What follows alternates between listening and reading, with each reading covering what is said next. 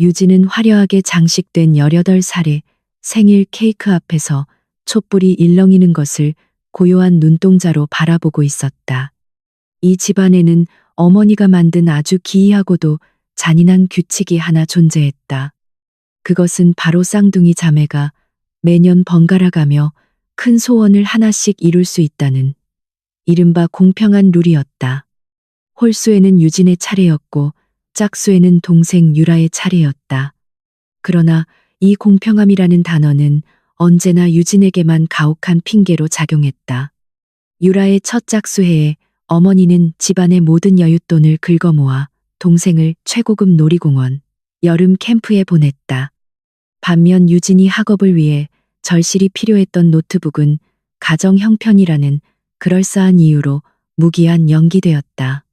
노트북을 사주겠다던 약속은 이듬해 유라의 손에 쥐어진 가장 비싼 최신형 스마트폰으로 둔갑했고 그 다음에 유진의 차례가 돌아왔을 때 어머니는 동생의 고액 과외비가 필요하다며 또다시 그녀의 간절한 소원을 묵살했다. 그렇게 무려 18년이라는 끔찍한 시간 동안 유진의 소원은 단 한 번도 이루어지지 못한 채 허공을 맴돌았다. 그리고 오늘 드디어 18번째 생일을 맞이한 유진은 태어나서 처음으로 온전한 자신만의 휴대전화를 가질 수 있을지도 모른다는 헛된 희망을 품고 있었다. 어머니는 촛불을 끄는 그녀의 등 뒤에서 매우 화려하게 포장된 상자 하나를 내밀며 인자한 미소를 지어 보였다. 떨리는 손으로 조심스럽게 포장지를 뜯어낸 유진의 시선이 상자 속 내용물에 닿는 순간 그녀의 심장은 차갑게 식어버렸다. 그곳에는 액정이 거미줄처럼 산산조각 난 낡고 허름한 중고 스마트폰이 덩그러니 놓여 있었다. 어머니는 아무렇지 않은 얼굴로 유라가 이번에 새 폰으로 바꾸면서 쓰던 것을 언니에게 양보한 것이라며 심지어 충전기는 새 것으로 샀으니 동생에게 고맙다고 인사하라는 망발을 쏟아냈다. 유진이 천천히 고개를 들어 앞을 바라보자 동생 유라는 방금 포장을 뜯은 반짝이는 최고급 스마트폰으로 가족들의 사진을 찍으며 세상에서 가장 해맑은 웃음을 터뜨리고 있었다. 거실에 모인 친척들의 시선이 일제히 유진을 향해 쏠렸고 그녀는 산산조각이 난 휴대전화를 꽉 쥔 채 어머니를 똑바로 응시했다. 유진은 차가운 목소리로 이것이 18년 동안 어머니가 그토록 강조했던 공평함의 결과냐고 물으며 가슴 깊은 곳에 억눌려 있던 분노를 천천히 토해내기 시작했다. 친척들이 수군거리는 소리가 귓가를 맴돌았지만 그녀는 전혀 개의치 않고 오늘만큼은 반드시 모든 진실을 짚고 넘어가겠다고 굳게 결심했다. 14살 때 그녀가 중요한 경시대회를 위해 그토록 원했던 노트북은 끝내 주어지지 않았고 그녀는 학교 도서관 공용 컴퓨터를 쓰다 쫓겨나는 수모를 겪어야만 했다. 그 결과 유진의 프로젝트는 최하위 평가를 받았고 그녀는 도에서 주관하는 귀중한 장학금마저 허망하게 놓치고 말았다. 16살이 되던 해 시력이 급격히 나빠져 칠판에 글씨조차 제대로 보이지 않았을 때 그녀가 바란 것은 그저 시력에 맞는 안경 하나뿐이었다. 하지만 어머니는 그 푼돈조차 더 중요한 일에 써야 한다며 유진을 외면했고 그녀는 무려 2년 동안 맞지 않는 낡은 안경을 쓴 채 매일 끔찍한 두통과 시력 저하에 시달려야 했다. 반면 그 시기 어머니는 동생 유라를 위해 반달이 넘는 해외 고급 테마파크 캠프를 보내주며 거액을 쏟아부었다. 유진은 유라를 향해 손가락을 가리키며 어머니가 동생을 위해 고용한 해외 미술 교습비 단 한 번이면 자신의 안경을 새로 맞추고도 남았을 것이라고 소리쳤다. 게다가 어머니는 외로움을 타는 동생을 위한다며 최고급 혈통의 명견을 거금을 들여 사주기까지 했다. 유진의 소원은 언제나 더 나은 내일을 위한 학업과 생존에 직결된 것이었지만 유라의 소원은 오직 사치와 유희를 위한 것들 뿐이었다. 이것이 진정 어머니가 말하는 공평함이 맞느냐는 유진의 날카로운 질문에 어머니의 얼굴은 순식간에 붉게 달아올랐고 그녀는 당황한 기색을 감추지 못하며 억지스러운 변명을 늘어놓기 시작했다. 어머니는 어떻게 부모에게 이토록 무례하게 굴 수 있느냐며 윽박질렀고 동생이 자신이 가장 아끼는 물건을 양보했는데도 만족하지 못하는 유진을 이기적인 아이로 몰아갔다. 그녀는 집안의 한정된 재정을 적재적소에 사용해야 한다며 동생의 비싼 과외비와 사교 활동비는 필수적이지만 그저 조용히 공부만 하는 학생인 유진에게는 좋은 물건이 필요 없다는 논리를 폈다. 오직 동생의 사치스러운 욕망만이 적재적소라는 어머니의 기막힌 궤변에 유진은 낯선 사람을 보듯 어머니를 응시하며 목소리를 더욱 높였다. 마침내 한계에 달한 어머니는 수치심에 얼굴을 일그러뜨리며 폭발하듯 소리를 질렀다. 어머니는 자신이 유진에게 컴퓨터를 사주기 위해 돈을 모으려 했지만 유라가 지나가는 말로 승마가 멋있어 보인다고 한마디 하자 그 돈을 몽땅 승마 학원비로 결제해버렸다고 자백했다. 1회에 수십만 원이 넘는 고급 승마 수업에 돈을 탕진한 후 내년에 보상해주겠다던 모든 약속은 철저한 거짓말이었음을 스스로 실토한 것이다. 어머니는 눈시울을 붉히며 두 아이를 모두 감당하기 벅차서 어쩔 수 없이 한 명에게만 집중한 것뿐인데 자신이 대체 무엇을 그렇게 크게 잘못했느냐며 오히려 억울함을 호소했다. 생일 파티는 그렇게 최악의 파국으로 치달았고 유진은 문을 쾅 닫고 자신의 방으로 들어가 버렸다. 방에 홀로 남겨진 유진은 어린 시절 주말마다 외출 장소를 정할 때도 철저히 동생 유라 위주로 돌아가던 씁쓸한 기억들을 떠올렸다. 홀수주에는 과학관이나 도서관에 가고 싶다고 아무리 말해도 어머니는 날씨나 실내 공기를 핑계로 유진의 의견을 묵살한 뒤 기어코 유라가 원하는 놀이공원으로 향하곤 했다. 언니니까 양보해야 한다는 그 폭력적인 강요는 평생 유진의 목을 조르는 보이지 않는 족쇄와도 같았다. 그렇게 며칠의 숨막히는 침묵이 흐른 뒤 어머니는 유진의 닫힌 방문을 조심스럽게 두드리며 그녀가 오랫동안 갈망했던 한정판 브랜드 운동화가 담긴 묵직한 상자를 내밀었다. 어머니는 멋쩍은 미소를 지으며 자신이 잘못했으니 이제 그만 화를 풀라고 말했고 유진은 상자 속에서 그토록 원하던 디자인의 운동화를 발견하고는 잠시나마 마음이 흔들렸다. 신발을 직접 신어보니 사이즈마저 발에 완벽하게 맞았고 유진은 이 운동화를 구하기 위해 어머니가 나름대로 애를 썼을 것이라는 생각에 얼어붙었던 마음이 조금씩 녹아내리는 것을 느꼈다. 비록 완벽한 사과는 아니었지만 유진은 아무 말 없이 고개를 끄덕였고 어머니는 그제야 안도의 한숨을 내쉬며 거실로 돌아갔다. 유진은 이 작은 평화가 곧 끔찍한 기만으로 밝혀질 것이라는 사실을 꿈에도 상상하지 못한 채 주말의 가족 모임을 기다렸다. 주말이 찾아오고 온 가족이 친척들과 함께 고급 식당에 모여 식사를 하던 중 한 이모가 유진과 유라가 똑같은 운동화를 신은 것을 발견하고 감탄사를 내뱉었다. 이모는 요즘 돈을 줘도 구하기 힘든 귀한 한정판 신발이라며 칭찬을 아끼지 않았고 어머니는 평소보다 한껏 고조된 목소리로 인맥을 동원해 힘들게 구한 무척 비싼 물건이라며 어깨를 으쓱였다. 어머니는 친척들이 모두 보는 앞에서 유진을 힐끗 바라보며 자신이 이렇게 언니를 챙겨주니 앞으로는 속 좁게 굴지 말라며 훈계를 늘어놓았다. 그 순간 젓가락을 쥐고 있던 유진의 손이 허공에서 차갑게 굳어버렸다. 유진은 천천히 고개를 숙여 자신이 신고 있는 신발과 동생 유라의 발에 신겨진 신발을 번갈아가며 뚫어지게 관찰하기 시작했다. 유라의 신발은 브랜드 로고가 선명하고 마감이 완벽하게 매끄러운 진품이 확실했지만 유진의 것은 고작 며칠 신지 않았음에도 벌써 앞코에 보기 흉한 주름이 지고 접착제 자국이 훤히 드러난 조악한 모조품이었다. 눈앞이 새하얘질 정도로 뜨거운 분노가 유진의 정수리까지 끌어올랐고 그녀는 쥐고 있던 젓가락을 탁 소리가 나게 테이블 위에 내려놓은 뒤 자리에서 벌떡 일어났다. 모든 친척들의 시선이 그녀에게 집중되었지만 유진의 눈에는 오직 동생의 발에 신겨진 진짜 운동화만이 보일 뿐이었다. 유진은 단 한마디의 변명도 없이 허리를 굽혀 자신의 발에서 가짜 신발을 거칠게 벗어던진 뒤 유라의 자리로 뚜벅뚜벅 걸어갔다. 겁에 질린 유라가 뒤로 주춤하며 물러서자 유진은 핏발선 눈으로 동생의 신발을 가리키며 당장 벗으라고 서늘하게 명령했다. 어머니는 얼굴이 새파랗게 질린 채 많은 어른들 앞에서 동생을 괴롭히느냐며 미친 짓을 당장 멈추라고 소리쳤지만 유진은 전혀 아랑곳하지 않고 직접 허리를 숙여 동생의 발에서 진짜 신발을 강제로 벗겨냈다.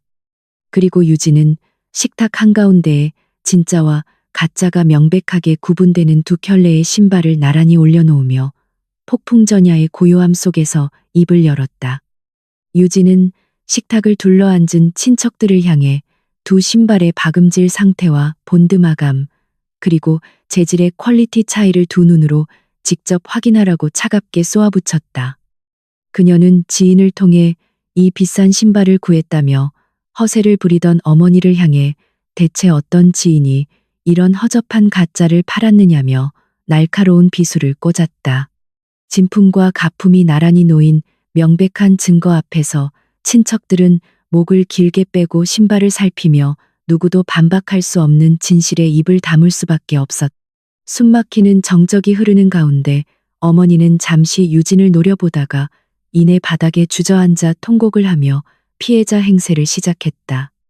어머니는 굵은 눈물을 뚝뚝 흘리며 유진이 친척들 앞에서 기어코 자신의 체면을 구기고 망신을 줘야 속이 후련하냐며 원망 섞인 비명을 질렀다. 그녀는 유라의 발이 작고 예뻐서 진품을 신어야 태가 나고 유진의 발은 투박해서 좋은 것을 신겨도 소용이 없다며 자신의 끔찍한 차별을 뻔뻔하게 합리화했다. 심지어 유진에게 동생과 같은 디자인의 신발을 사주기 위해 싼 가짜 신발이라도 구하려 발품을 판 자신의 정성을 모욕했다며 오열하는 어머니의 모습은 기괴하기 짝이 없었다. 가짜 신발이라도 감지덕지하며 신어야 할 딸이 오히려 어머니의 심장에 비수를 꽂았다며 친척들을 향해 억울함을 호소하는 그녀의 연기는 완벽했다. 어머니는 신발은 그저 발에 신는 물건일 뿐 머리에 이고 다닐 것도 아닌데 왜 그렇게 꼬투리를 잡느냐며 적반하장으로 유진을 몰아세웠다. 그러자 침묵하던 한 삼촌이 헛기침을 하며 아무리 그래도 부모에게 이토록 대드는 것은 예의가 아니라며 은근슬쩍 어머니의 편을 들기 시작했다. 다른 친척들 역시 어머니가 너희 자매를 키우느라 얼마나 고생했는데 고작 신발 하나로 이렇게 분위기를 망치느냐며 일제히 유진을 힐난하기 바빴다. 진품과 가품을 차별 지급한 어머니의 기만과 폭력성은 온데간데 없이 사라졌고 억울함을 호소하던 유진은 순식간에 불효막심한 폐륜화로 전락하여 모두의 따가운 눈총을 받아야만 했다.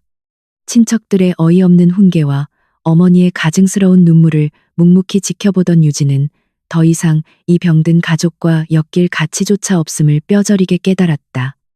그녀는 그날 밤 집으로 돌아오자마자 캐리어를 꺼내 자신의 최소한의 옷가지와 책 몇 권만을 쑤셔 넣고 뒤도 돌아보지 않은 채 현관문을 나섰다.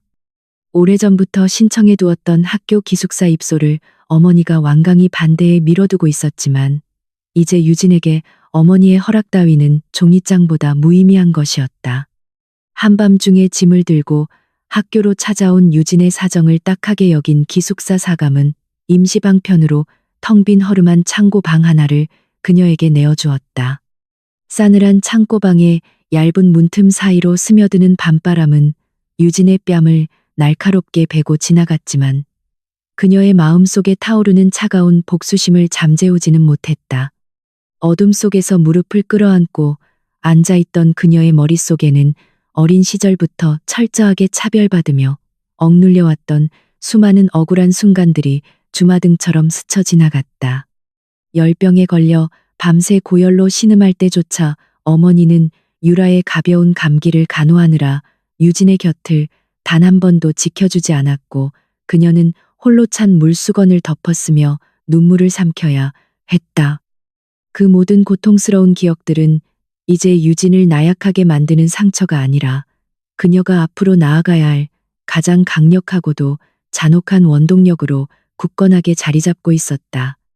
유진은 지금까지 단 한 번도 부모의 무조건적인 사랑을 의심하려 하지 않았지만 진품과 가품이 나란히 놓여 있던 식탁 위에 그 적나라한 풍경이 모든 환상을 부숴버렸다.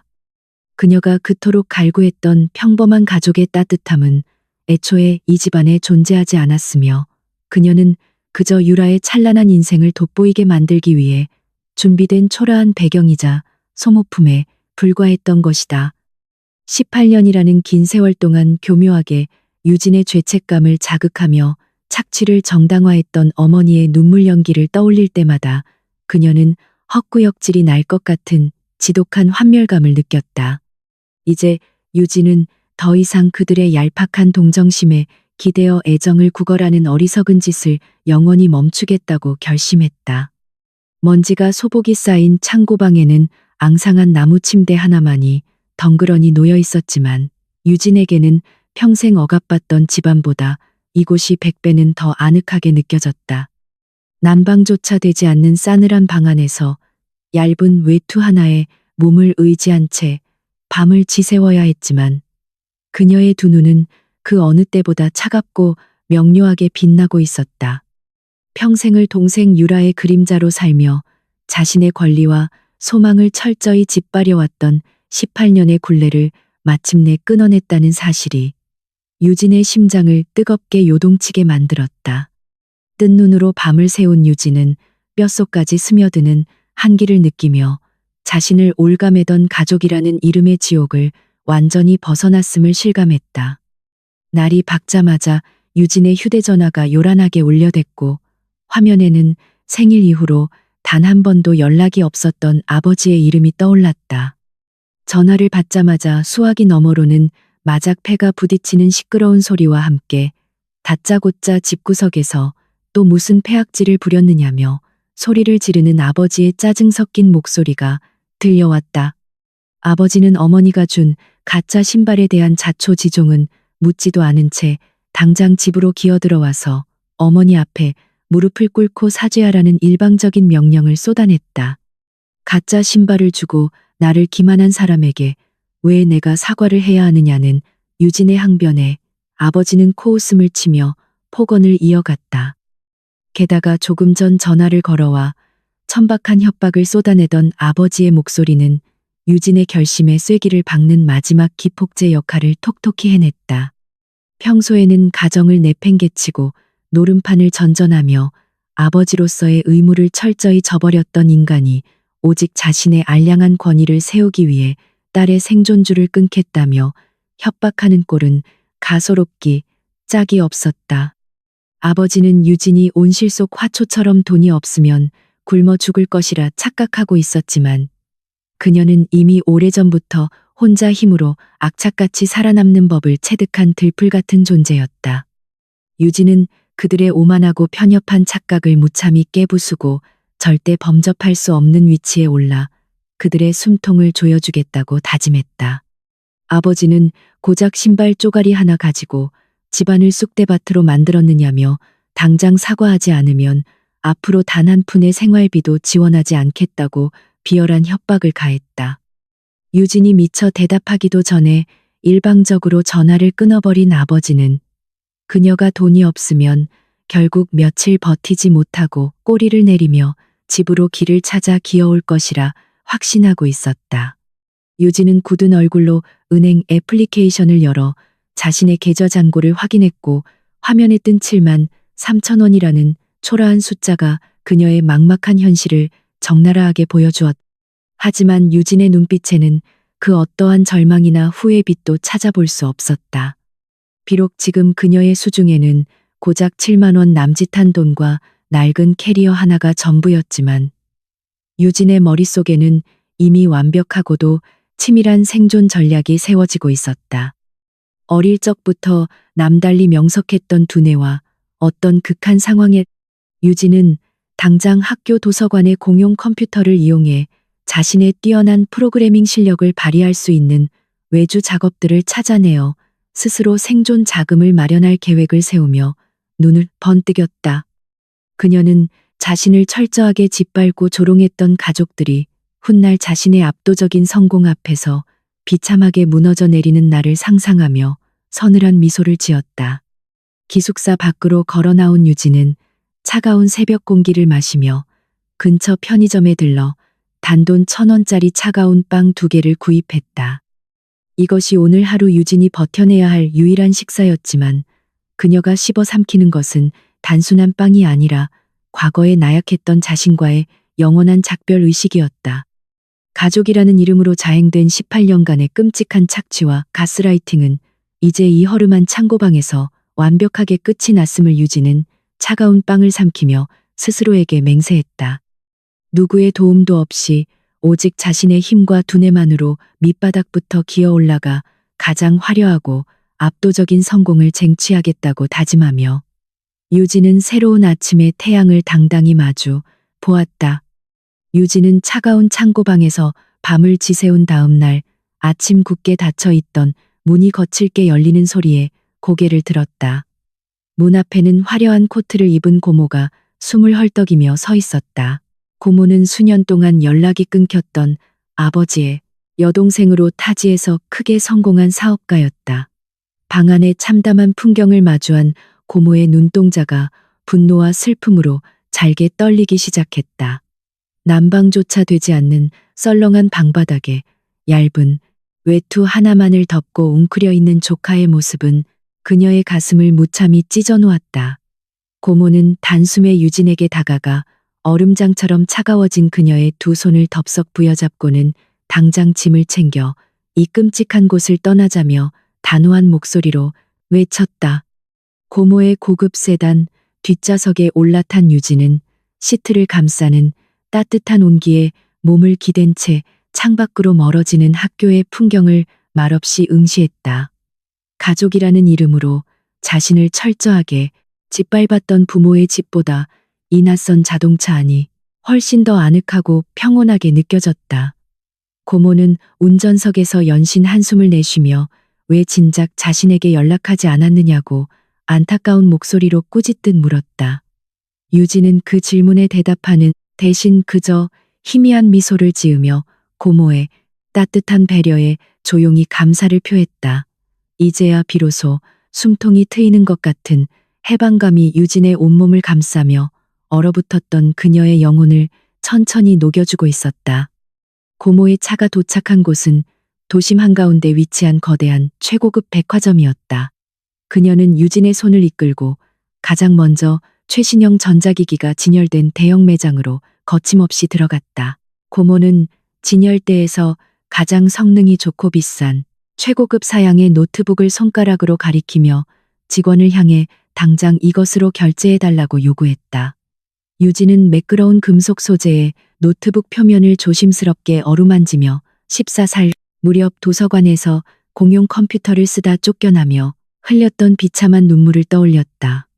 무려 18년이라는 긴 세월 동안 간절히 원했던 첫 번째 진짜 소원이 이렇게나 쉽고 당연하게 이루어졌다는 사실에 그녀의 가슴이 먹먹해졌다.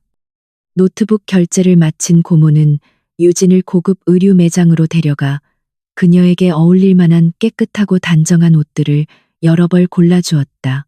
유진이 가격표를 보며 주저하자 고모는 돈 걱정은 전혀 할 필요가 없다며 조카에게 이 정도도 못해주겠느냐며 따뜻하게 그녀의 등을 토닥였다.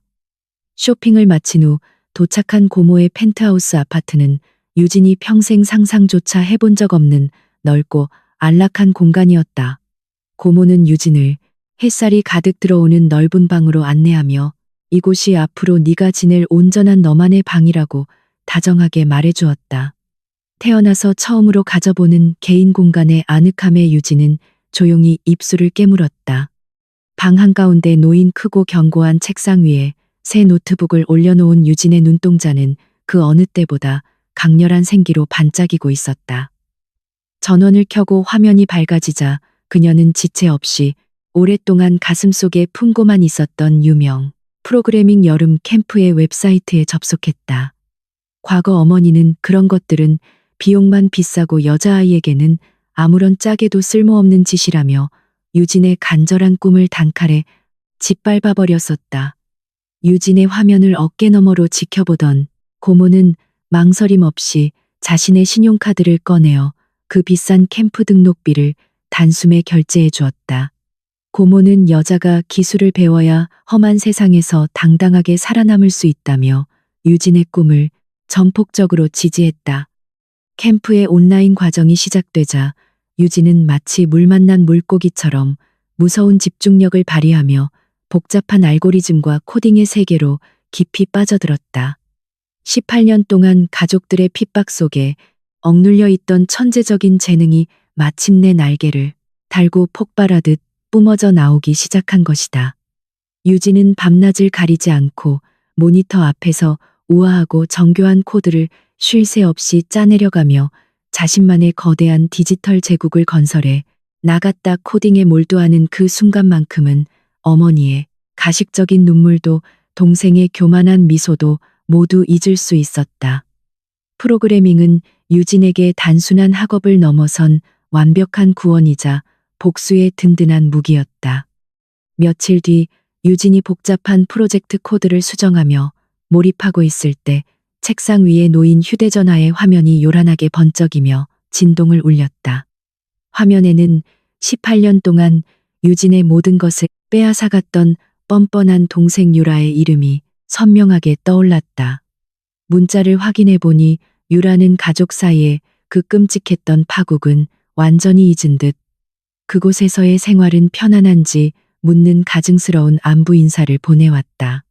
유진은 어이가 없다는 듯 헛웃음을 터뜨리며 동생이 이토록 살갑게 굴 때는 반드시 무언가 아쉬운 부탁이 있을 때뿐이라는 사실을 너무나도 잘 알고 있었다. 그녀는 서늘한 눈빛으로 다음 문자가 오기를 기다렸다.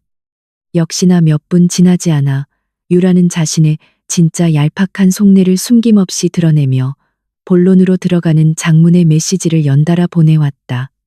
그녀는 자신이 대학 입시에 결정적인 영향을 미치는 전국 청소년 미술대회에 참가할 예정이라며 고모의 화려한 인맥을 이용해 심사위원들에게 줄을 대달라는 뻔뻔한 요구를 늘어놓았다.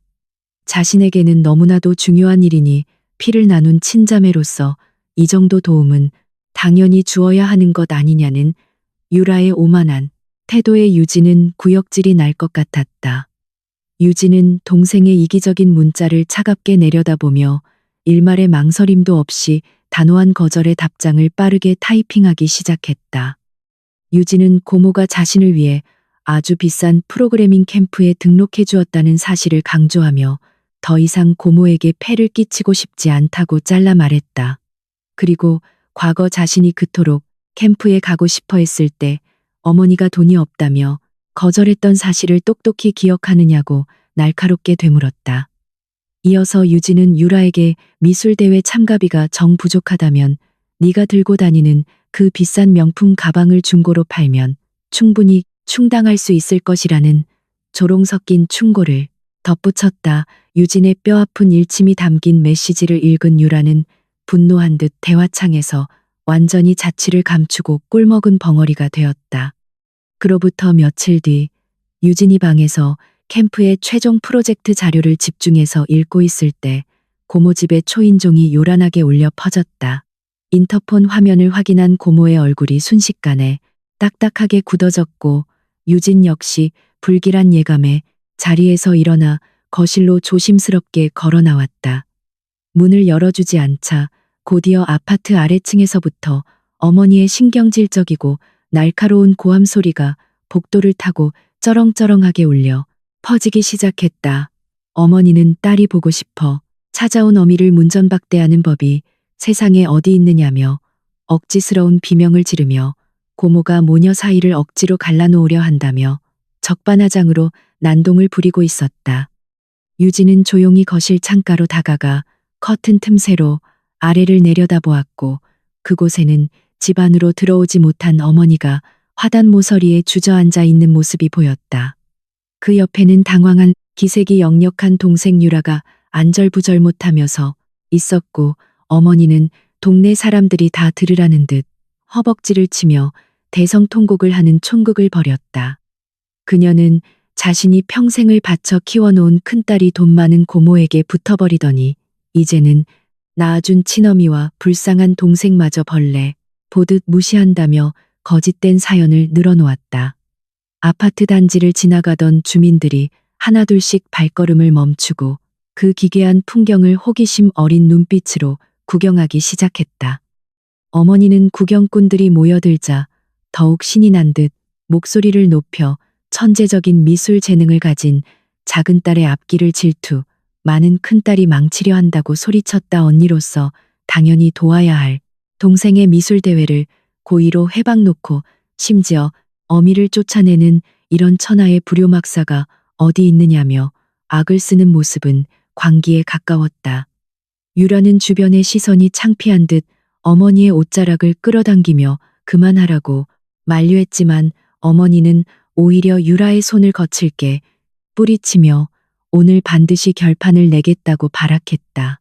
유진은 창밖에 수치스러운 소동을 내려다보며 그들의 얄팍하고도 역겨운 연극에 소리 없는 비웃음을 흘렸다.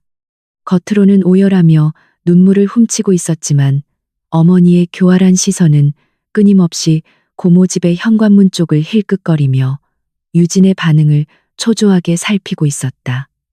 유진은 어머니가 이토록 맹렬하게 난동을 부리는 진짜 이유가 단순히 유라의 미술대회 때문이 아님을 누구보다 명확하게 꿰뚫어보고 있었다. 어머니는 유진이 부유한 고모라는 새로운 든든한 뒷배를 얻게 됨으로써 영원히 자신의 통제력과 억압에서 벗어나게 될까봐 두려움에 떨고 있는 것이 분명했다.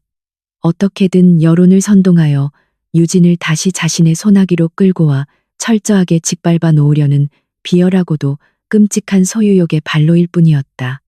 아래층에서 벌어지는 참담한 소란을 지켜보던 고모가 화를 참지 못하고 유진의 곁으로 다가와 당장 내려가서 저 미친 사람들을 쫓아내겠다고 말했다.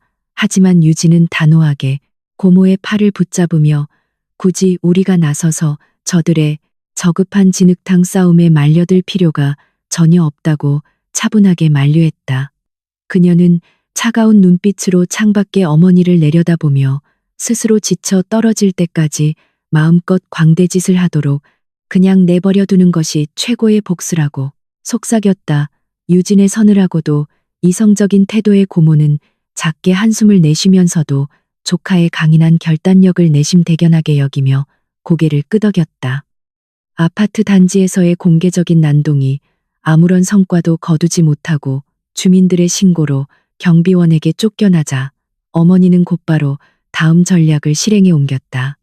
그녀는 유진의 휴대전화로 수십 통의 부재중 전화와 메시지를 폭탄처럼 쏟아내며 집요하게 그녀의 일상을 흔들어 놓으려 시도했다. 메시지의 내용은 하나같이 자신이 순간적으로 이성을 잃고 실수했다는 가식적인 사과와 당장 집으로 돌아와 가족의 품에 안기라는 명령의 반복이었다. 심지어 유라가 며칠째 식음을 전폐하고 울고 있다며 모든 책임을 유진에게 뒤집어 씌우는 역겨운 감정 노동까지 서슴지 않았지만 유진은 단 한 통의 답장도 보내지 않고 그들을 철저히 무시했다. 보름의 시간이 속절없이 흐르고 마침내 프로그래밍 캠프의 수료식이 열리는 날 어머니는 캠프장 입구까지 끈질기게 찾아와 유진을 기다리고 있었다. 눈에 띄게 수척해진 얼굴로 서성이던 어머니는 유진이 건물 밖으로 걸어 나오자마자 붉게 충혈된 눈으로 다가와 그녀의 팔을 다급하게 움켜쥐었다.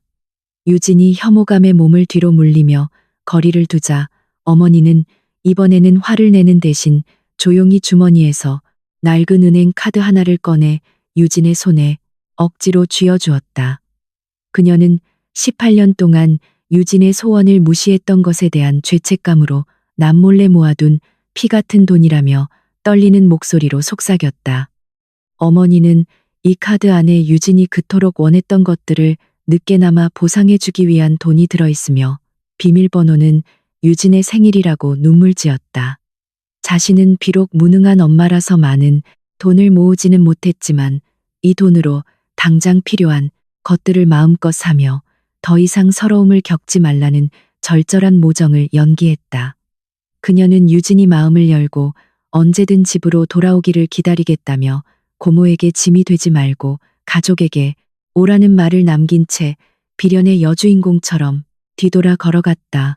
유진은 손에 쥐어진 차가운 플라스틱 카드를 무표정하게 내려다보며 어머니의 급뻔한 거짓말에 단 1%의 신뢰도 주지 않았다.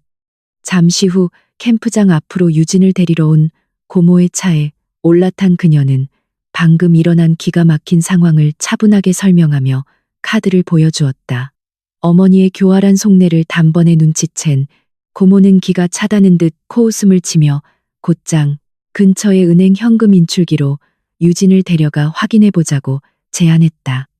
두 사람은 도로변의 기계 앞에 서서 카드를 넣고 어머니가 그토록 강조했던 생일 날짜를 비밀번호로 입력하여 잔액 조회 버튼을 꾹 눌렀다.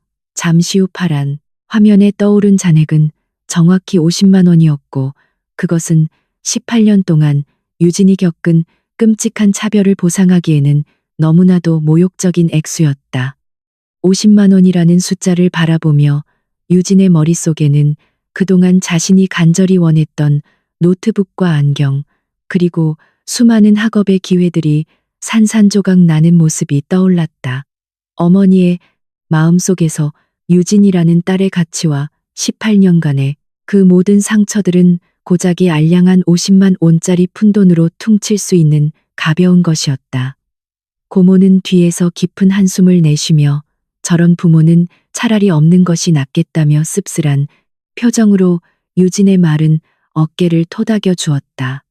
유진이 화면에 시선을 고정한 채 씁쓸한 상념에 잠겨 있을 때 유진의 주머니 속에 있던 휴대전화가 짧고 날카로운 진동을 울렸다. 무심코 휴대전화를 꺼내 알림창을 확인한 유진의 입가에 서늘하고도 기가 막힌 조소가 소리 없이 번지기 시작했다. 화면에 떠오른 은행 애플리케이션의 알림 메시지는 방금 전 50만 원이라는 금액이 모바일 뱅킹을 통해 다른 계좌로 전액 이체되었다는 사실을 알려주고 있었다. 현재 잔고는 정확히 0원이라는 차가운 글자가 선명하게 찍혀 있었고 이는 어머니가 유진에게 카드를 건네자마자 뒤돌아서서 곧바로 돈을 빼내갔다는 명백한 증거였다. 고모에게 휴대전화를 건네며 이 기막힌 타이밍을 확인시켜주자 고모의 얼굴은 끓어오르는 분노로 순식간에 하얗게 질려버렸고 유진은 그저 덤덤히 현실을 직시했다. 어머니가 굳이 50만 원을 넣은 카드를 건네고 다시 빼앗아간 이유는 너무나도 명백하고 잔인한 심리적 통제와 폭력이었다. 자신이 원하면 언제든 유진에게 베풀 수도 있지만 동시에 찰나의 순간에 모든 것을 앗아갈 수도 있다는 부모로서의 압도적인 권력을 과시하려는 역겨운 경고였다. 돈을 미끼로 딸의 헛된 희망을 끄집어낸 뒤 그것을 다시 무참히 짓밟으며 유진이 영원히 자신의 발 아래에서 구걸하기를 바라는 끔찍한 소유욕의 끔찍한 결과물이었다. 유진은 어머니라는 인간이 가진 악의의 바닥이 어디까지인지 비로소 완벽하게 깨달았고 그들에게 남아있던 한 줌의 미련조차 흔적 없이 불태워버렸다. 옆에서 진실을 확인한 고모는 당장 그 여자에게 전화를 걸어 자기 자식에게 어떻게 이딴 더러운 장난을 칠 수 있느냐며 따져 묻겠다고 분통을 터뜨렸다. 하지만 유진은 부들부들 떨리는 고모의 손을 부드럽게 붙잡아 내리며 조용히 자신의 휴대전화 연락처 목록에서 어머니의 번호를 찾아 영구적으로 차단해버렸다. 그녀는 이런 저열하고 유치한 도발에 감정을 낭비할 시간조차 아깝다며 이제부터 자신은 오직 앞으로 나아가는 일에만 전념할 것이라고 단호한 결의를 다졌다. 고모는 유진의 성숙하고도 차가운 대처에 혀를 내두르면서도 조카의 눈동자에 깃든 단단한 힘을 보며 묘한 안도감과 자랑스러움을 느꼈다. 캠프의 마지막 날 유진은 모두의 예상을 훌쩍 뛰어넘는 압도적인 기술력과 창의적인 알고리즘 설계로 당당히 전체 수석을 차지하며 대상의 영예를 안았다. 그녀가 심혈을 기울여 완성한 프로젝트는 심사위원들로 참석한 업계 최고의 전문가들에게 깊은 인상을 남겼고, 그 결과 유명 기술 기업의 특별 인턴십 기회까지 거머쥐게 되었다. 수료식을 마치고 나오는 유진의 얼굴에는 과거에 억압받던 우울한 소녀의 그림자는 완전히 사라지고 맹렬한 야심과 자신감으로 무장한 젊은 천재의 아우라만이 빛나고 있었다. 유진은 이제 더 이상 누구의 그림자도 아닌 온전한 자신만의 빛나는 세계로 발을 내디뎠다. 첫 출근을 하는 날 아침, 고모는 직접 차를 운전하여 유진을 회사가 있는 화려한 도심의 번화가로 데려다주며 진심 어린 응원의 말을 아끼지 않았다. 고모는 유진이 인턴십을 무사히 마치고 실력을 증명한다면 훗날 자신이 거대한 자본을 투자하여 유진만의 독립적인 IT 회사를 차려주겠다는 파격적인 약속을 덧붙였다. 그 따뜻하고 강력한 후원의 약속은 유진의 심장에 뜨거운 불을 지폈고, 그녀는 이 기회를 발판 삼아 반드시 대한민국 기술업계의 정점에 서겠다고 다짐했다. 거대한 유리 건물 입구를 당당하게 걸어 들어가는 유진의 뒷모습은 그 어느 때보다 거침없고 단단해 보였다. 유진은 인턴이라는 말단, 직급에도 불구하고 회사에서 주어지는 모든 까다로운 업무와 골칫거리 프로젝트들을 주도적으로 도맡아 처리하며 놀라운 성과를 연일 쏟아냈다. 그녀의 직속 사수와 팀장들은 유진의 천재적인 문제, 해결 능력과 어떤 위기 상황에서도 결코 흔들리지 않는 얼음장 같은 냉철함에 혀를 내두르며 극찬을 아끼지 않았다. 사내에서는 벌써 유진이 정규직 전환은 물론이고 최연소 핵심 인재로 초고속 승진할 것이라는 소문이 파다하게 퍼지며 그녀의 입지는 하루가 다르게 견고해지고 있었다. 모든 것이 완벽하게 돌아가며 찬란한 미래만이 유진을 기다리고 있는 듯 평화롭고 완벽한 일상이 계속해서 이어졌다. 유진은 화려한 유리와 강철로 지어진 거대한 빌딩의 로비로 발을 내디디며 자신이 마침내 인생의 새로운 장을 열었다는 것을 깊이 실감했다. 회사의 로비는 바쁘게 움직이는 사람들로 가득 차 있었고, 그 속에서 유진은 조금의 주저함도 없이 자신의 자리를 향해 당당하게 걸어갔다. 인턴이라는 직함은 그녀에게 작은 걸림돌에 불과했으며, 그녀의 머릿속에는 이미 회사의 핵심 프로젝트를 성공시키기 위한 수많은 알고리즘과 전략들이 복잡하게 얽혀 돌아가고 있었다. 동료 직원들은 그녀의 젊고 차가운 눈빛에서 범상치 않은 아우라를 느꼈고, 그 누구도 그녀를 쉽게 대하지 못했다. 유진은 책상에 앉자마자 곧바로 모니터 화면을 응시하며 손가락을 빠르게 놀려 새로운 데이터 분석을 시작했다. 바로 그때 로비의 자동문이 요란하게 열리며 전혀 예상치 못했던 두 사람의 형체가 사내의 정적을 깨고 거침없이 걸어 들어왔다. 그들은 바로 수많은 날 동안 유진의 영혼을 갉아먹었던 어머니와 동생 유라였다. 두 사람은 오늘 이 순간을 위해 특별히 준비한 듯 최고급 브랜드의 옷을 차려입고 있었으며, 어머니의 손에는 고급스러운 은색 보온 도시락이 묵직하게 들려 있었다. 유진은 멈칫하며 고개를 들어 그들을 바라보았고, 주변의 동료들도 갑작스러운 방문객들의 등장에 수근거리며 호기심 어린 시선을 던지기 시작했다. 어머니는 유진을 발견하자마자 얼굴에 가식적인 미소를 만개하며 마치 오랜만에 만난 귀한 자식이라도 되는 마냥 사람 좋은 목소리로 그녀의 이름을 크게 불렀다.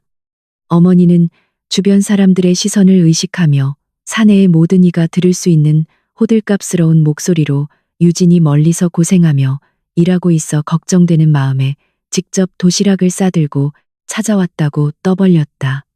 그녀는 유진이 평소에 가장 좋아하는 매콤달콤한 갈비찜과 정성껏 끓인 국을 준비했으니 식기 전에 얼른 먹으라며 도시락 통을 내밀었다. 주변의 동료들은 부모의 극진한 사랑에 감동한 표정을 지으며 유진을 향해 부럽다는 듯한 농담을 건네기 시작했다. 하지만 그 따뜻한 분위기 속에서 유진의 눈빛은 한없이 차가워지고 있었으며 그녀는 이 모든 연극이 오직 사람들 앞에서 자신의 체면을 세워주고 동시에 자신을 다시금 감정에 우리 속에 가두려는 저열한 계략임을 정확히 꿰뚫고 있었다. 유진은 자리에서 천천히 일어나 어머니가 내미는 보온 도시락을 두 손으로 받아들었지만 그녀의 얼굴에는 미동조차 없었다.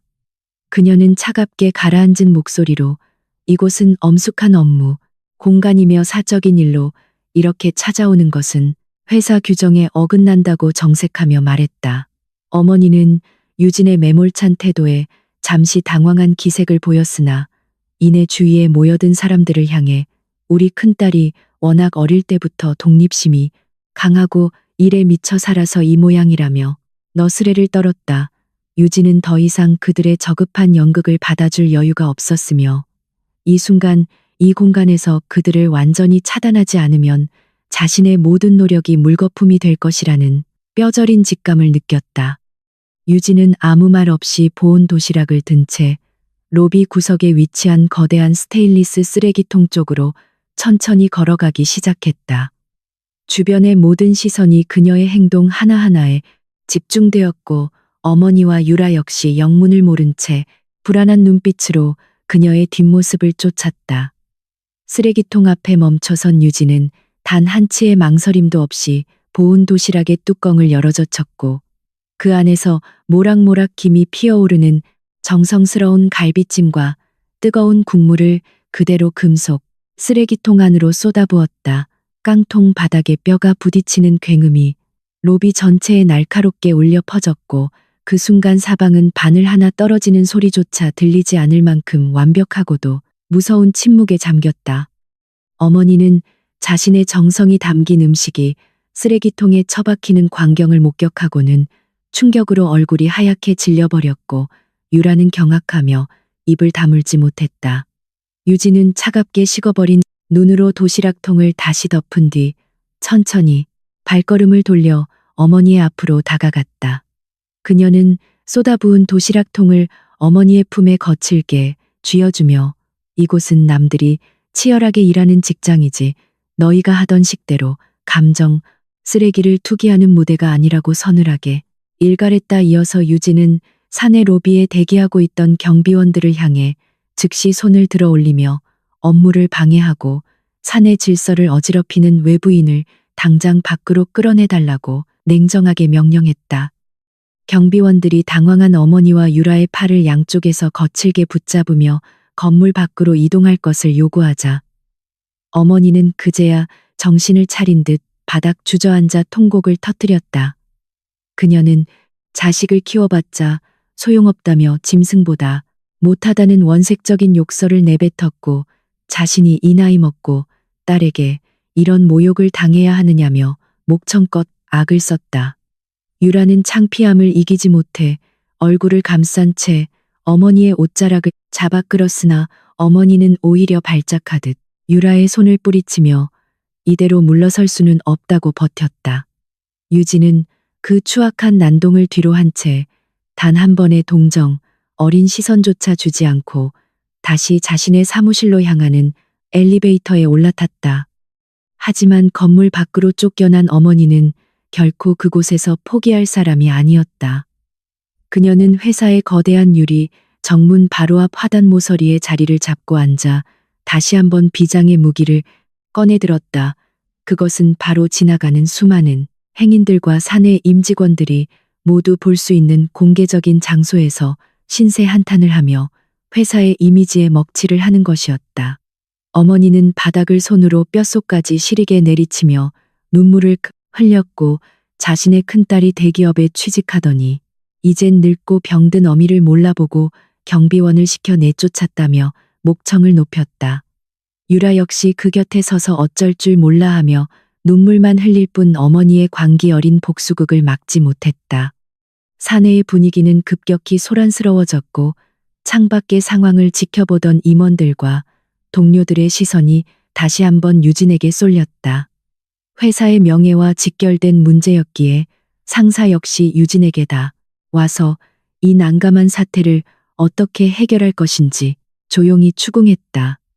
유진은 조금도 당황하지 않고 차분한 얼굴로 상사에게 눈짓하며 자신이 직접 이 상황을 깔끔하게 매듭짓겠다고 약속했다.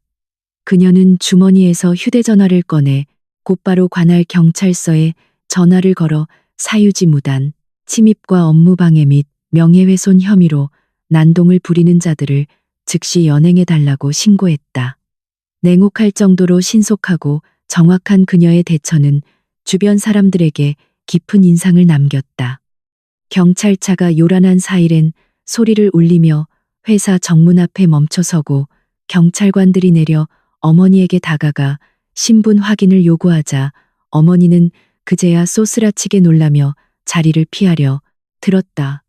자신의 악동 같은 난동이 진짜 공권력에 심판 앞에 직면하게 되자 그토록 당당하던 뻔뻔함은 온데간데 없이 사라지고 비겁한 겁쟁이의 본 모습이 드러난 것이다. 경찰은 더 이상 버티는 어머니와 유라를 순찰차에 태워 연행했고 화단 앞에서 벌어졌던 한바탕의 소란은 그렇게 순식간에 막을 내렸다.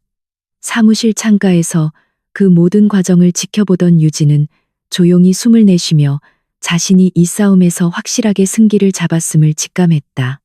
그들은 여전히 자신을 예전의 그 만만한 어린아이로 착각하고 있었지만 유진은 이미 그들을 압도하는 법과 논리의 갑옷을 두르고 있었다. 유진은 아버지의 부름을 받고 가족들이 모여있는 본가로 향하는 길에 고모가 내어준 최고급 세단의 뒷좌석에 깊숙이 기대어 차창 밖을 말없이 응시하고 있었다. 오랜 시간 동안 자신을 올가매었던 억압의 장소로 다시 발을 디뎌야 한다는 사실이 조금의 두려움도 불러일으키지 않는다는 점이 스스로도 놀라울 따름이었다. 그녀의 손에는 지난 18년 동안 당했던 부당함과 착취의 기록들이 차곡차곡 정리된 정교한 서류 봉투가 들려 있었고 그 속에는 변호사의 자문을 받아 완성된 완벽한 법적 계산서가 담겨 있었다. 과거의 유진이라면 눈물을 흘리며 억울함을 호소했을지 모르지만 지금의 유진은 냉혹한 복수의 칼날을 품은 채 철저하게 계산된 전사처럼 단단해져 있었다. 차가 고요하게 대문 앞에 멈춰서고 그녀는 망설임 없이 문을 열고 나와 당당한 걸음으로 집 안으로 걸어 들어갔다. 거실의 문을 열고 안으로 들어서자마자 집안은 마치 중요한 재판이라도 열린 것처럼 무겁고 숨막히는 긴장감으로 가득 차 있었다. 거실 소파에는 백발이 성성한 큰아버지와 매서운 눈매의 고모부, 그리고 친척 어른들이 마치 심판관이라도 되는 양엄숙한 표정으로 자리를 지키고 앉아 있었다. 구석에 마련된 1인용 소파에는 어머니가 붉어진 눈으로 손수건을 쥐고 앉아 있었고 그 옆에는 모든 사단의 원인이면서도 피해자 코스프레를 하고 있는 동생 유라가 고개를 숙인 채 은근히 눈치를 살피고 있었다. 방의 정중앙 가장 높은 자리에 앉아 있던 아버지는 유진이 들어오는 것을 보자마자 인상을 찌푸리며 기선을 제압하려는 듯 매섭게 노려보았다. 유진은 그 위압적인 시선에 주눅들기는커녕 오히려 입가에 옅은 조소를 지으며 그들 앞에 여유롭게 멈춰섰다. 아버지는 헛기침을 크게 한번 내뱉으며 이 자리가 얼마나 엄숙한 자리인지 알기나 하냐는 듯 묵직하고 권위적인 목소리로 입을 열기 시작했다. 그는 유진이 집안의 어른들을 무시하고 부모에게 대들었을 뿐만 아니라 회사까지 찾아가 난동을 부려 집안의 명예를 시궁창에 처박았다고 거세게 힐난했다. 옆에서 잠시 숨죽이고 있던 큰아버지는 피를 나눈 혈육끼리 어찌 그렇게 매몰차게 굳느냐며 여자가 너무 독하게 살면 결국 혼자 낙동강 오리알이 되는 법이라고 은근히 압박을 가해왔다. 친척들의 일방적인 비난과 훈계가 사방에서 날아들었지만 유진은 그들의 말이 마치 유치한 투정처럼 느껴질 뿐이었다. 그녀는 그들이 자신의 잘못을 진심으로 뉘우치게 하기는커녕 여전히 자신을 가스라이팅하여 무릎을 꿇리려는 저열한 연극을 펼치고 있음을 명확하게 간파하고 있었다. 모든 비난의 화살이 쏟아지는 동안에도 유진은 차가운 눈빛으로 그들의 얼굴을 하나하나 눈에 담으며 단 한마디의 변명도 하지 않았다. 아버지는 유진이 끝까지 고집을 부리며 대답조차 하지 않자 극도로 분노하여 테이블을 손바닥으로 내리치며 당장 어머니에게 무릎 꿇고 빌라고 호통을 쳤다. 어머니는 그 타이밍을 놓치지 않고 가식적인 눈물을 뚝뚝 흘리며 자신이 그동안 두 자식을 키우느라 얼마나 뼈가 빠지게 고생했는지 알면서도 이럴 수 있느냐며 억울함을 호소했다. 그 모습은 완벽하게 짜여진 한 편의 연극 같았고 유진은 더 이상 그 역겨운 광경을 지켜봐줄 가치를 느끼지 못했다. 그녀는 손에 들고 있던 두툼한 서류 봉투를 거칠게 소파 앞 테이블 위에 내던졌고 그 서류가 부딪히는 날카로운 소음과 함께 거실의 모든 소란이 순식간에 뚝 끊어졌다. 유진은 싸늘하게 가라앉은 목소리로 그들이 말하는 가족의 사랑과 희생이라는 게 도대체 무엇인지 오늘 이 자리에서 낱낱이 셈을 해보자고 선언했다.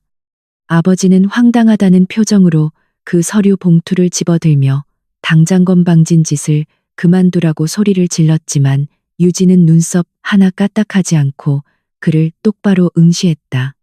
그녀는 지난 18년 동안 동생 유라가 누렸던 해외 캠프와 고액 미술 과외 그리고 수많은 사치품의 비용과 자신이 부당하게 박탈당했던 노트북과 안경 등의 필수 학업 도구들의 가치를 철저하게 계산해 두었다고 차분하게 읊어나갔다. 친척들은 유진의 입에서 흘러나오는 구체적이고 냉혹한 금액과 차별의 정황들에 점차 당황하기 시작했으며 서류를 대충 넘겨보던 아버지는 얼굴이 사색이 되어 덜덜 떨기 시작했다. 유진은 그 서류가 단순히 감정 호소를 위해 만든 찌라시가 아니라 전문 변호사의 검토를 거친 정확한 손해배상 청구 내역서라고 명확하게 못 박았다. 그녀는 18년 동안 집안이 자신에게 저지른 경제적 착취와 정신적 피해 보상금을 모두 합치면 3억 7천만 원이 넘는다는 사실을 당당하게 공표했다. 그 거대한 금액을 듣고 놀란 큰아버지는 눈을 부릅뜨며 제 부모에게 돈을 청구하는 미친년이 어디 있느냐고 고성을 질렀다. 유진은 차가운 미소를 지으며 부모라는 이름을 내세워 자식의 인생을 갉아먹고 착취하는 것을 사랑이라고 포장하는 역겨운 기만을 이제는 끝낼 때가 되었다고 받아쳤다. 그녀는 오늘 이 자리에서 자신과 이 집안의 인연을 완전히 끊어낼 것이며 만약 앞으로 조금이라도 자신이나 고모를 찾아와 괴롭힌다면 법의 심판을 받게 될 것이라고 엄중하게 경고했다. 아버지는 분노를 참지 못해 얼굴이 시뻘개지다 못해 파랗게 질렸고 부모 자식의 인연을 끊겠다는 말에 기가 막힌 듯 말을 잇지 못했다. 어머니는 충격을 이기지 못하고 그 자리에서 가슴을 움켜쥔 채 뒤로 넘어가는 신용을 하며 소리를 질렀지만 유진은 그 동정 유발 작전에 눈길조차 주지 않았다. 그녀는 이미 이 집안의 미련을 버린 지 오래였으며 그들이 부리는 마지막 발악 역시 자신을 묶어두기 위한 저급한 수법에 불과하다는 것을 잘 알고 있었다. 유진은 더 이상 그곳에 머물 이유가 없다는 듯 뒤돌아 현관문을 향해 망설임 없이 걸어나갔다.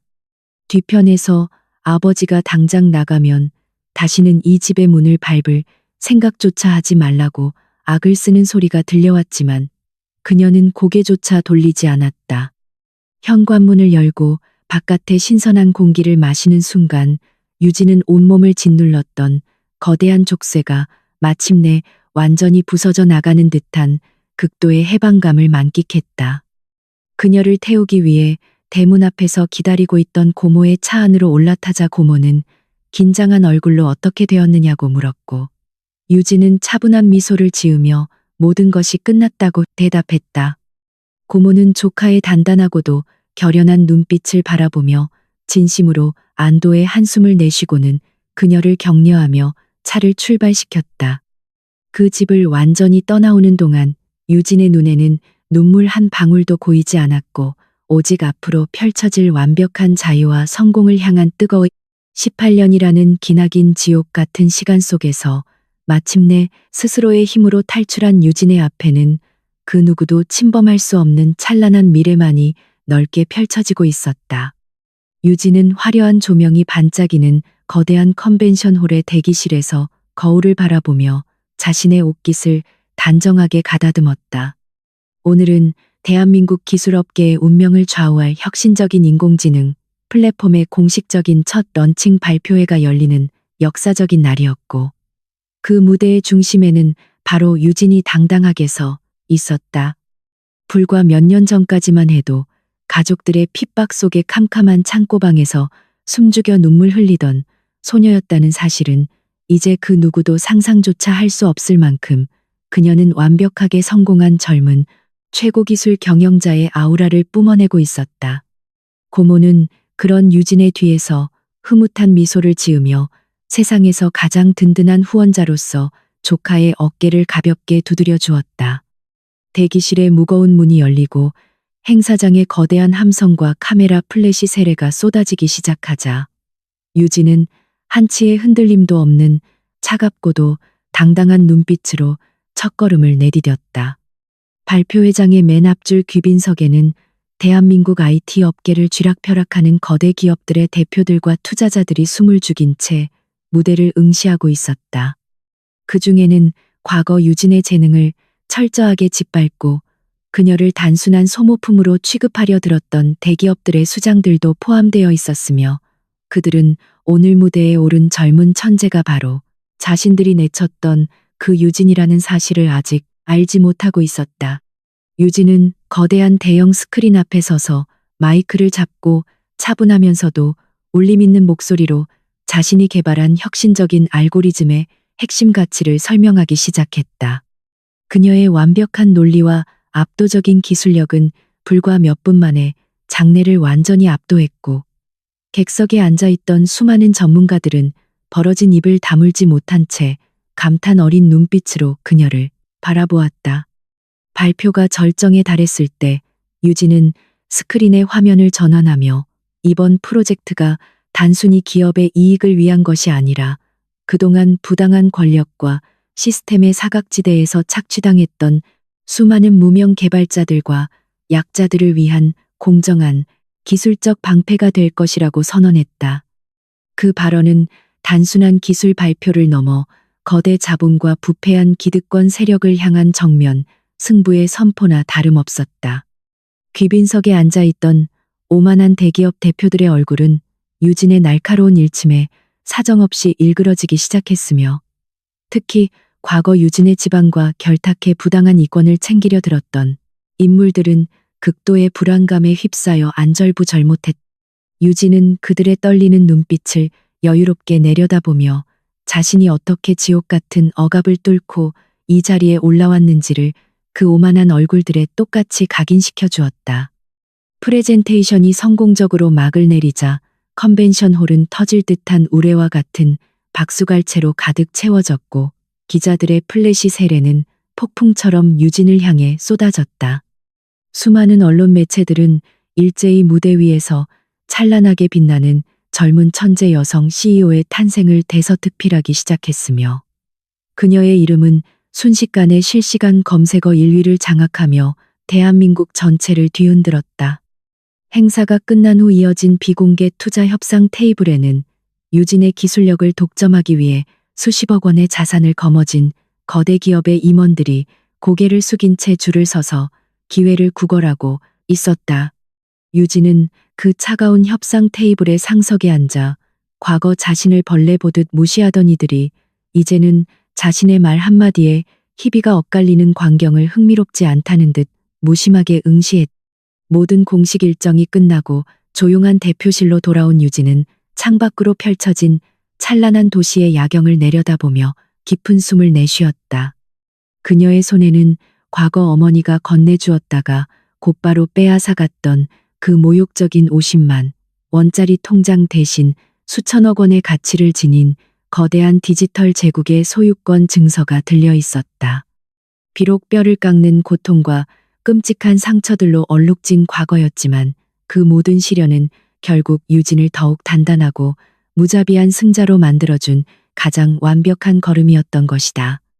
문이 조용히 열리며 비서가 다가와 앞으로 처리해야 할 글로벌 파트너십 계약 서류를 건네주었고, 유진은 망설임 없이 만년간을 집어들고 서류의 마지막 장에 자신의 이름을 힘차게 적어 내려갔다. 복수는 완벽하게 완성되었고 그녀의 진짜 전설은 이제부터 비로소 시작되고 있었다.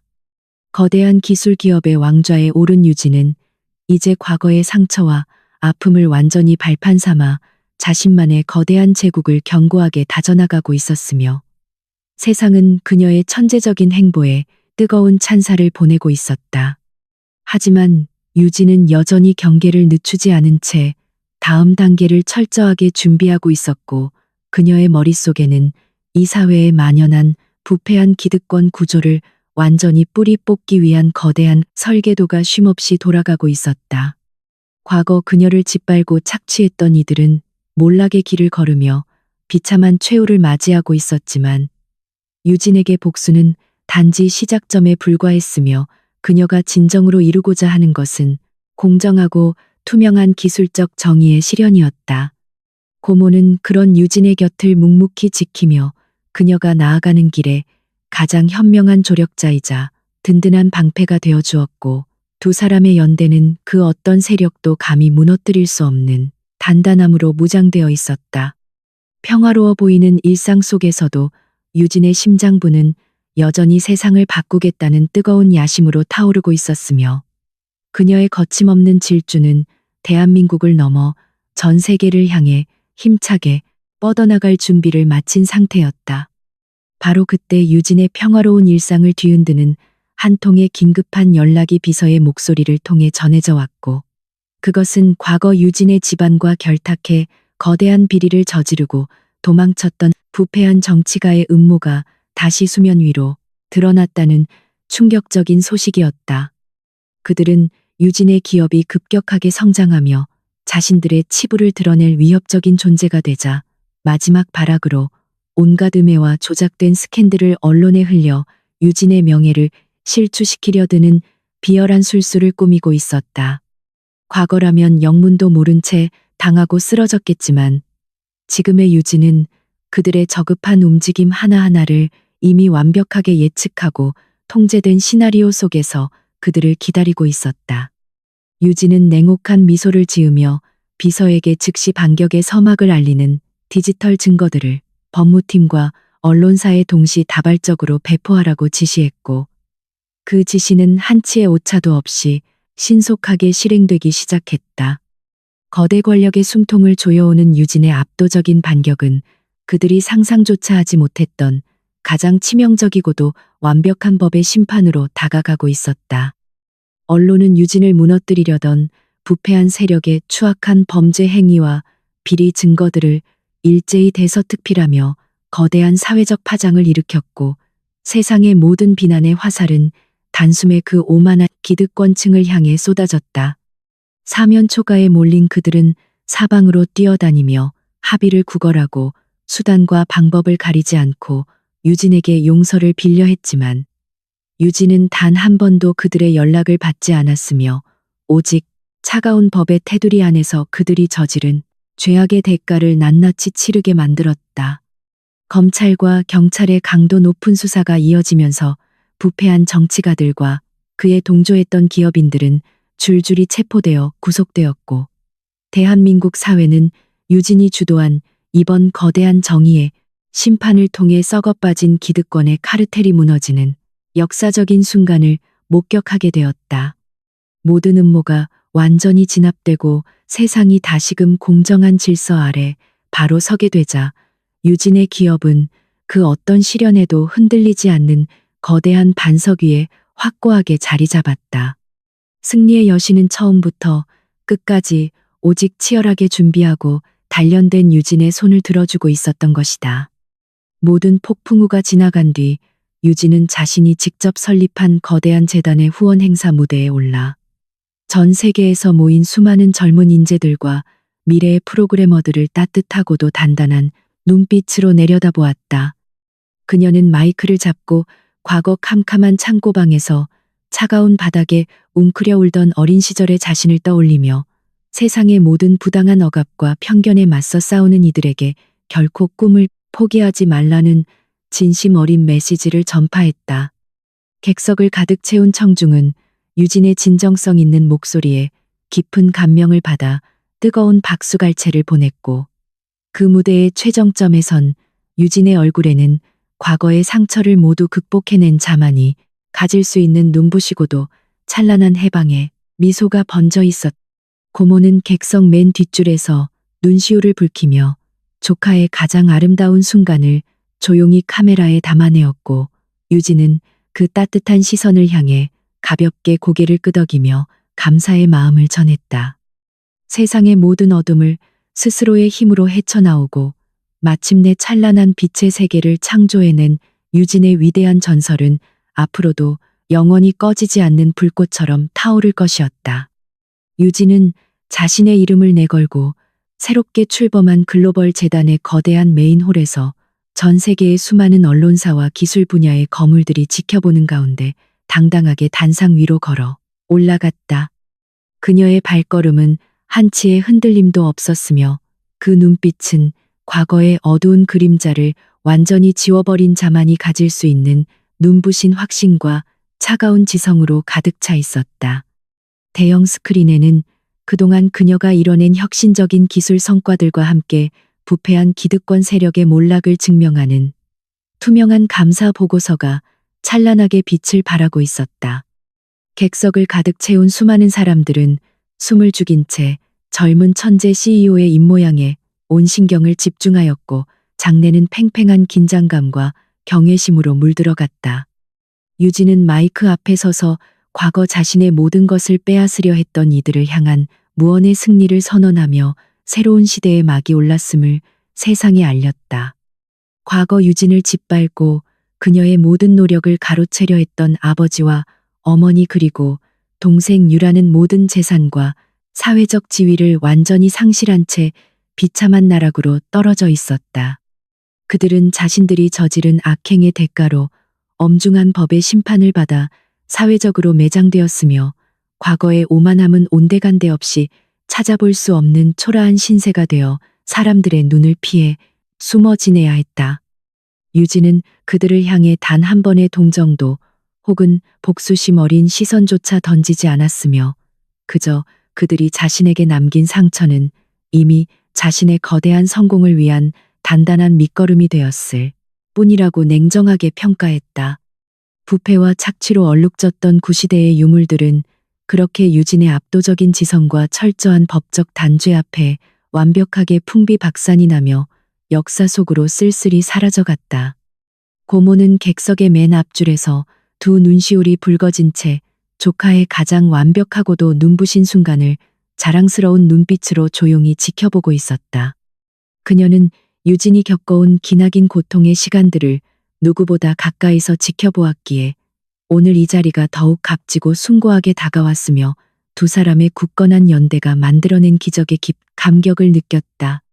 유진은 연설을 마무리하며 자신을 끝까지 믿고 지지해준 고모를 향해 따뜻하고도 깊은 감사의 미소를 보냈고, 고모 역시 가볍게 고개를 끄덕이며 그녀의 위대한 도약을 진심으로 축복했다. 홀 안을 가득 채운 우레와 같은 박수갈채는 단순한 찬사를 넘어 부당한 권력에 맞서 스스로의 힘으로 운명을 개척해낸 한 천재 여성에 대한 진심 어린 경의의 표현이었다. 연설을 마친 유진은 수많은 플래시 세례와 환호성을 뒤로한 채 단상에서 내려와 자신만의 거대한 미래가 기다리고 있는 집무실로 향하는 전용 엘리베이터에 몸을 실었다. 엘리베이터의 거울에 비친 자신의 모습은 더 이상 과거에 그것먹고 억압받던 어린 소녀가 아니었으며, 세상 그 누구도 감히 넘볼 수 없는 강력하고도 우아한 기술 제국의 여왕이었다. 문이 열리고 펼쳐진 넓고 찬란한 대표실의 창밖으로는 온 세상이 그녀의 발 아래 아득하게 펼쳐져 있었고, 그녀는 그 눈부신 야경을 차분하게 내려다보며 깊은 안도감과 함께 새로운 도약을 향한 결의를 다졌다. 유진은 책상 위에 놓인 완벽하게 정돈된 서류들을 향해 천천히 걸어가며 앞으로 펼쳐질 무한한 기회와 찬란한 영광 속으로 망설임 없이 힘찬 첫걸음을 내디뎠다.